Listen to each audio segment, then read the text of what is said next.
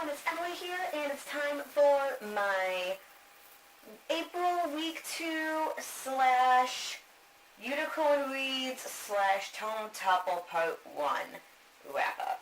So I actually only finished one book this week. I find it really funny that the month where I'm like, oh, I'm going to do weekly wrap-ups so I can have shorter videos, because I read so many books in 1 month, I end up reading like the least amount of books in the month so far this year. But that's fine. It's still good because I can talk about the book a little bit longer. But the one book I read for the Unicorn Readathon and for the first week of Tome Topple was A Court of Mist and Fury by Sarah J. Maas. And I'm going to put it here because it's a heavy book. It's really big. And this was my first reread of it since it came out last year.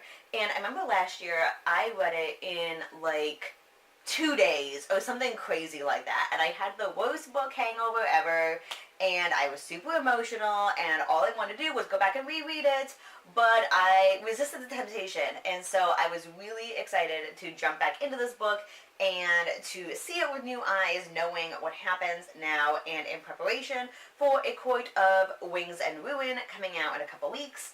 And it was so good. I still really love this book. I understand and appreciate so much more of the characterization and the plot line now. And so for those of you who might not know, A Court of Thorns and Roses is the first book in the series, and it is a Beauty and the Beast / I think it's like a Greek story of like East and West or something like that. I'll look it up and I will put the real name of the tale somewhere so that you guys know. And it actually fits that Greek tale a little bit more closely. And then this book is a retelling of Hades and Persephone, and it's fairies and magic and love, and it's wonderful. It makes me super happy. And also, with the reread, I was able to focus more on the actual, like, plot line other than the romance plot line, and, like, to see more of what's going on with that. Because sometimes with Sarah J. Maas books, like, I kind of just get into this, like, weird tunnel vision reading haze where I'm kind of just like absorbing things and I'm like emotional and crazy, and then I come out of it and I'm like, what just happened in my life and what just happened in everything. And so then when I go back to think about details of like the actual like plot line, I get really hazy on what those details were.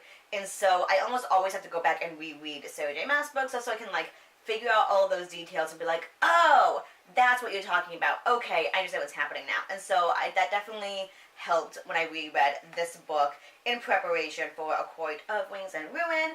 And yeah, I definitely think I still like the Throne of Glass series more, but don't take that as that I love this book, this series, any less, because I do really love both of her series. But I think I like the Throne of Glass series slightly more. I like the plot line a little bit more. I like the characters a little bit more. But I like the main couple in this series more than I like the main couple in Throne of Glass, which I think is kind of appropriate because this series focuses slightly more on the romance than the Throne of Glass series does. So I feel like that works. And then last night, I was talking on Twitter with some people about A Court of Wings and Ruin, and at first, I wasn't thinking that A Court of Wings and Ruin was really going to be based on a fairy tale because I was kind of doing some Google research, and I didn't hear anything saying that it was a retelling of a fairy tale. But then someone said that it might be a retelling of Snow White. And holy crap, if I wasn't excited for A Court of Wings and Ruin before, I am now, because Snow White is my fave, and it's going to be amazing. So that is the one book I actually finished last week, but then I started a couple days ago the Mistborn series by Brandon Sanderson. I have been meaning to read this series for forever. I follow this podcast, Writing Excuses, and Brandon Sanderson is one of the hosts of it, but I had never read any of his writing. And I was super nervous going into it because I'm like, oh my gosh, like what if I've been listening to this podcast of writing advice for like over a year and I don't enjoy his writing style? And I've heard a couple, like some people really love Brandon Sanderson, then some people find him really boring. And so I was really nervous, but so far I'm super enjoying it. I'm about a quarter of the way through. I just finished part 1 out of 5. And I'm on page 171. out of over 600, so I feel like that's doing pretty well.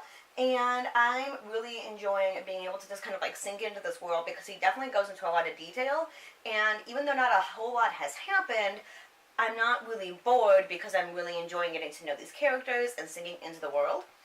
And this is a book where it is an epic fantasy, and it's kind of like a rebellion, revolution type of book. But what I didn't realize going into it is that it's also a heist. And so it's about this like cast or a crew of criminals, and they're going to pull off this heist in order to spark a revolution and overtake the government. And it's a really, really cool twist, and one that I wouldn't have thought of.